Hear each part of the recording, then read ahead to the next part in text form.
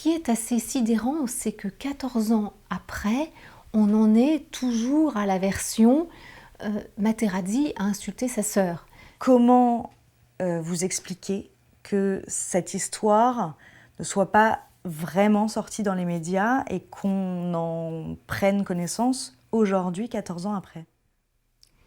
Pour rappeler brièvement les faits, donc tout se passe peu avant le transfert de Zidane au Real Madrid. Il est à la Juve, il est en pleine gloire, il a énormément progressé, il est courtisé par les plus grands clubs du monde, le Real le veut, il y partira bientôt. On est en 2000-2001 et il y a dans l'équipe de la Juve, alors qui est une équipe contrastée, les années Juve de Zidane, c'est pas des années velours. Il s'est engagé physiquement, il s'est métamorphosé physiquement et dans cette équipe très contrastée, il y a des personnalités extrêmement fortes. Parmi ces personnalités qui est en opposition complète avec Zidane, il y a Filippo Inzaghi. Filippo Inzaghi est un attaquant, un buteur, donc il joue très proche de Zidane sur le terrain et semble être son inverse obscur. Autant Zidane est dans l'élégance, il est dans le style, il est dans la discrétion, autant Filippo Inzaghi, surnommé Pippo, est dans la démesure, l'outrance. On lui reproche des buts de raccro, là où Zidane est tellement stylé, on lui reproche des démonstrations extrêmement égocentrées envers le public, on lui reproche ses conquêtes, on connaît ses conquêtes féminines, il les met en avant. Et à ce moment-là sort la rumeur d'une liaison entre Véronique Zidane et Filippo Inzaghi. Alors, cette rumeur, elle est sortie dans des médias assez discrets. Dans les années 2000, Internet, c'est pas ce qui est devenu Internet aujourd'hui. Mais en fait, la psychanalyse procède comme une méthode d'enquête ou de profiling. C'est-à-dire on recueille les mots, les termes, les indices, sauf qu'au lieu d'être des indices de scène du crime, ce sont des indices langagiers. C'est ce qui se dit dans le discours public. Au moment où Zidane part de la Juve, il y a une sorte de controverse dans la presse. Agnelli laisse filtrer une sorte de fausse fuite en disant que Zidane partira en Espagne parce que sa femme Véronique veut vivre là-bas. Il laisse entendre de manière assez péjorative pour Zidane qu'il se laisse dominer par sa femme qui prend les décisions à sa place. Et là, dans la presse, Filippo Inzaghi intervient. Il intervient dans un débat qui, a priori, ne le regarde pas du tout. Pourquoi intervient-il dans un débat où il est question du fonctionnement du couple Zidane?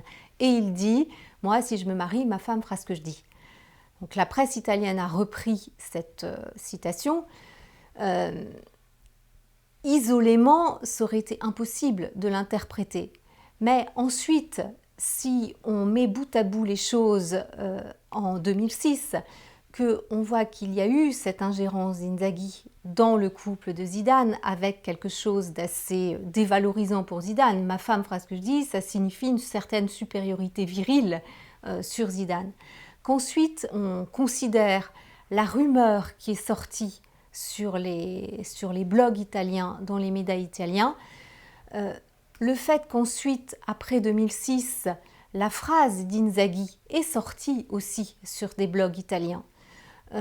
Là, les indices se mettent bout à bout. Donc, et on en arrive à l'hypothèse qu'une relation extra-conjugale s'est nouée entre Véronique Zidane et Inzaghi et que cette liaison a mis le couple en crise. Est-ce que c'est ça qui a provoqué le départ de Zidane de la Juve pour le Real? Certains le disent. Là-dessus, c'est peut-être excessif. Il se trouve qu'Inzaghi quitte la Juve en même temps que Zidane, il part à Milan. Mais en tout cas, il y avait une situation de crise. Zidane arrive au Real, il est un dieu absolu, il a une carrière extraordinaire. Et là entre en scène un autre personnage, qui est la maîtresse présumée de Zidane, la chanteuse Nadia, cette chanteuse d'origine berbère, qui a fait quelques tubes, qui se présente comme une combattante qui a fait de la boxe. Un peu Superwoman. Un peu Superwoman, exactement, qui entre dans la vie de Zidane. À ce moment-là, en 2006, la relation présumée entre Zidane et Nadia aurait été connue du milieu du football, mais n'est pas encore sortie dans les médias. Elle sort plus tard. Elle sort plus tard, en mais novembre. sur les tabloïds. Enfin, en gros. Exactement. Elle sort plus tard sur les tabloïds. Au moment du coup de tête, cette relation présumée n'est pas sortie dans le public. Pour autant, il y a des gens du milieu qui témoignent, qui disent qu'elle était là à la Coupe du Monde, elle était là dans le staff, enfin, dans la vie quotidienne de l'équipe, de Zidane en tout cas, elle était dans les tribunes. On dit aussi que des signes extérieurs de crise du couple Zidane sont apparus. Besma Lahouri en parle dans son livre. On sait que Véronique Zidane est arrivée en retard au match. On peut supposer, enfin, il a été supposé qu'elle avait failli ne pas venir. Son arrivée est très remarquée parce que des gens se lèvent et se dérangent pour la laisser passer. On a remarqué, il a été noté que Zidane n'avait pas son alliance. Besma Lahouri dit quand Zidane arrive sur le terrain, il est énervé, très énervé. Donc, des signes de cette crise apparaissent. Et puis, il y avait comme toile de fond le monde entier qui attend énormément de Zidane. Il y avait aussi le père qui a transmis à Zidane une morale admirable, mais qui peut aussi être enfermante pour un être humain avec ses failles. Et on sait que Zidane jamais n'a voulu décevoir son père, était même très angoissé à l'idée de se décevoir, était dans une quête assez perdue de sa fierté, de sa reconnaissance, et tout cela se joue sous les yeux du père, dans un moment totalement historique. Et justement, est-ce que l'influence du père de Zinedine Zidane fait qu'il a voulu se créer aussi cette image un peu lisse, un peu parfaite d'un bon père de famille qui joue très bien au foot, qui a un couple solide, une vie la plus parfaite possible? Je pense qu'on peut simplement nuancer votre terme de « il a voulu » parce que je pense qu'à aucun moment ça n'a été une stratégie calculée chez Zidane. La psychanalyse sait que ça ne se passe pas du côté de la volonté. Zidane aime passionnément son père, ils ont une relation magnifique, ce père se dévoue pour sa famille, essaie de leur transmettre des valeurs qui leur permettra de ne pas sombrer même dans des conditions difficiles. Il a vécu dans des conditions difficiles. Donc, dans ce creuset d'amour de Zidane, il y a une demande de reconnaissance, une gratitude, un sentiment de dette. Et la tragédie, c'est que ce père, irréprochable sur le plan des faits, ne donne pas cet amour absolu, inconditionnel, cette reconnaissance pleine et entière. J'ai analysé longuement le discours du père qui m'a semblé ambivalent. C'est que d'un côté, il reconnaît Zinedine comme son digne fils, en disant qu'il a bien appris la leçon, qu'il est reconnaissant, qu'il sait d'où il vient, qu'il sait qu'il doit sa réussite à son père, mais il ne dit jamais quel être exceptionnel est ce fils, même en dehors de lui. Il l'enferme dans un idéal auquel il conditionne son amour.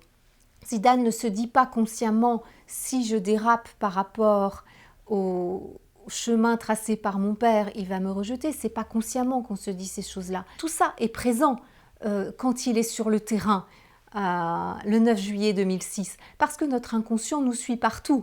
Nous sommes toujours dans le moindre de nos actes, avec toute notre histoire à l'intérieur de nous, toutes nos croyances, tous nos idéaux, toutes nos quêtes.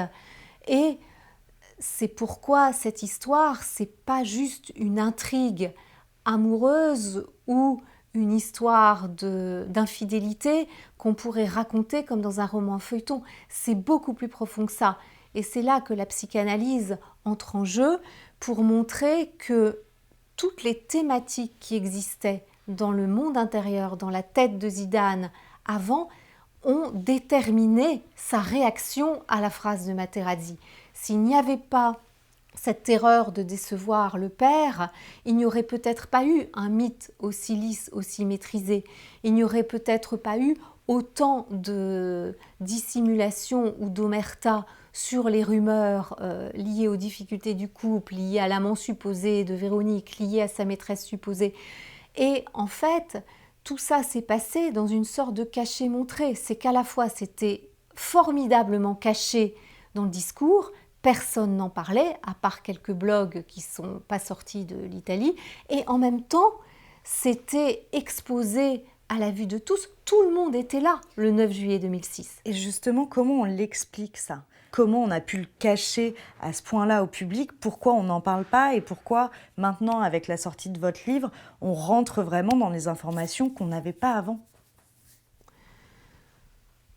À ce moment-là, il y a beaucoup d'acteurs qui déterminent l'identité de Zidane. Et chaque acteur détermine son identité en fonction de ses intérêts propres. Le père détermine l'identité de Zidane en fonction de son image idéale du fils et de ce qu'il pense honorer son éducation. Les sponsors de Zidane ont construit une image qui leur paraissait servir l'icône absolue et le porte-parole qu'il était. À ce moment-là, il faut se souvenir que Zidane incarnait, il incarne toujours d'ailleurs, l'intégration réussie, l'exception absolue. Il est fils de l'immigration la plus pauvre qui soit. Il s'est intégré, il porte haut les couleurs de la France, au point de devenir un héros véritablement français. Zidane ne s'appartient pas tout à fait. Il appartient à son père, il appartient aux marques qu'il représente, il appartient au club qu'il emploie, il appartient à l'équipe de France dont il porte les couleurs et dont il porte tous les espoirs. Zidane portait beaucoup de choses sur ses épaules en 2006. Il appartient au président de la République qui a besoin aussi de l'absoudre. Il appartient à sa femme qui, elle aussi, est engagée dans l'image publique. Il appartient à ses enfants. Donc, Zidane, à ce moment-là, que ce soit consciemment ou inconsciemment, est obligé de tenir compte de tous ses intérêts en présence. Et puis, il y a ses propres conflits intérieurs qui fait que lui ne peut pas assumer à ce moment-là d'être un homme avec ses failles, avec ses dilemmes, avec ses complexités, avec ses parts d'ombre. Et comment on explique, alors que sa liaison donc présumée avec la chanteuse Nadia, elle est quand même sortie. Il y a eu des photos, même si c'est après, c'est quand même sorti. Oui. Et après, plus rien. Comment on explique ça, le fait que les journalistes n'aient pas forcément creusé? Vous, on comprend que vous creusez justement dans une démarche de compréhension de cet homme et de son état psychologique et de tout ce qui a pu se passer dans sa vie à ce moment-là. Vous le décortiquez pour ça. Mais comment on explique que des tabloïds qui normalement en fait surfent sur des histoires un petit peu sensationnelles et qui vont réveiller des choses chez leurs lecteurs n'est pas plus creusé que ça? Il y a eu autour des révélations sur la maîtresse présumée de Zidane, il y a eu une formidable omerta. C'est sorti effectivement, mais le tabloïd en question a été attaqué, non pas en diffamation d'ailleurs, mais en atteinte à la vie privée. Tout ce qui aurait pu sortir aurait été étouffé. Les journalistes qui en ont parlé auraient été tensés et priés de se taire par leur rédaction.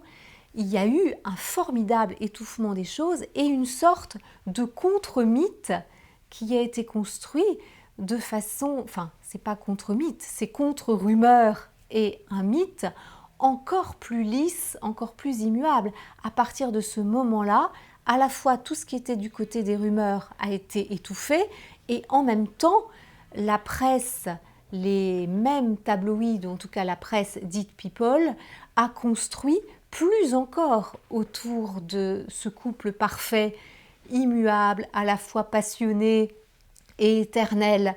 Donc il y a eu toute une construction pour que les choses en restent à ce qu'elle était et que cette sorte d'ouverture fulgurante qu'il y a eu sur la vie personnelle de Zidane se referme le plus vite possible. Toutes ces révélations que vous nous faites dans le livre, il y a beaucoup de choses qui sont nouvelles, qu'on ne savait pas. Est-ce que vous n'avez pas peur aussi, vous, qu'on étouffe votre discours? D'abord, j'espère que la démarche sera comprise. Il ne s'agit pas de fâcher ou de ne pas fâcher Zidane, il s'agit de tracer le portrait d'un personnage qui est déjà dans l'histoire et qui, à mon sens, peut y entrer plus encore, parce que je pense qu'il peut faire des grandes choses. Donc j'espère que, de la part de ceux qui connaissent la démarche, des biographes, des auteurs, qui savent que les biographes, les auteurs, ceux qui ont une interprétation des personnages, permettent que ces personnages passent à l'histoire. Et ensuite, chaque lecteur se fait son opinion. Mais on ne peut pas comprendre un personnage historique sur la base d'omissions et de mensonges. On le comprend sur la base d'une vérité la plus exacte possible, une vérité factuelle la plus exacte possible, pas seulement ce qu'on m'a dit, mais tout ce qui a été livré dans le discours public. Donc j'espère que cette démarche va être comprise. Ce livre, comme le faisait Stefan Zweig avec ses personnages, est un immense hommage à Zidane, un hommage qui, à mon sens, dépasse même les hommages qu'on lui rend jusqu'à présent. Parce que ce n'est pas un hommage qui s'adresse qu'aux footballeurs, ce n'est pas un hommage qui s'adresse qu'au mythe tel qu'il est construit, c'est un hommage qui s'adresse à l'homme dans toute sa profondeur, dans toute son intensité, dans toute sa vérité. Pour autant, pour répondre directement à votre question, je sais que mon livre fait l'objet de résistance. Je le sais parce que ça fait plusieurs semaines qu'il est sorti, que je sais les réactions qui se produisent, je sais ce qui se passe en termes d'événements qu'on pourrait apparenter à une forme de censure ou d'étouffement. Alors, moi, je suis l'auteur du livre, ce n'est pas mon métier d'expliquer tout ce qui se produit et peut-être que d'autres le feront. Mais en tout cas, bien sûr que mon livre rencontre une résistance et une forme d'étouffement. Maintenant que vous sortez ce livre, est-ce que vous n'avez pas peur que ce soit perçu comme l'espèce de défiance à tout ce qui a pu être décidé et orchestré depuis 14 ans? Mon livre ne vise pas à déconstruire un mythe ou faire chuter une idole. Mon livre vise à mieux comprendre un héros qui reste une énigme. Le mythe qui a été construit autour de lui ne permet toujours pas au public de comprendre Zidane. Il ne permet pas de comprendre le coup de tête. Chacun en reste à des interprétations sommaires, mais personne ne pense que c'est crédible. Personne ne pense qu'une insulte aussi générique qu'une insulte faite à la sœur puisse faire exploser Zidane dans un moment qui comportait tellement d'enjeux pour lui. Personne ne pense qu'une altercation banale entre deux joueurs peut causer un pareil drame. Donc, mon livre apporte des éléments de compréhension nouveaux pour comprendre ce geste, livrer une vérité sur le coup de tête d'un homme qui est un génie. Donc, livrer une vérité sur le coup de tête dans toute la profondeur, l'épaisseur, l'intensité de l'événement. Pour moi, c'est une manière de rendre justice à Zidane.